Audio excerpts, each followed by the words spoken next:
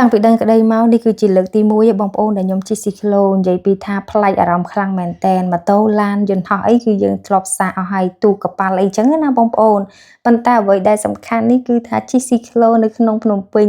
និយាយពីថាសប្បាយរីករាយហ្មងពីអ្នកបងប្អូនជិះហើយ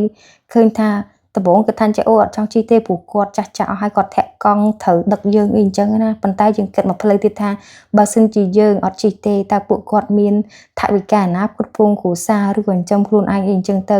យើងជិះអាចជួយគាត់មកតង់ហើយអភិរក្សស៊ីក្លូយើងនៅក្នុងតំបន់ទេសចរទៀតចឹងខ្ញុំគិតថានៅពេលដែលយើងជួយផ្សព្វផ្សាយចែករំលែកបន្តនេះក៏ជាការល្អដែរដើម្បីឲ្យពួកគាត់រកចំណូលបានច្រើនបន្ថែមអញ្ចឹងណាហើយខ្ញុំជិះតែម្នាក់ឯងទេចុងក្រោយដោយសារបងខ្ញុំគេអត់ចេះជិះដោយសារតែគេរំភើបពេកបើខ្ញុំវិញចង់ថតវីដេអូទស្សនភាពនៅតាមដងផ្លូវកន្លែង Walk Street មុខទន្លេ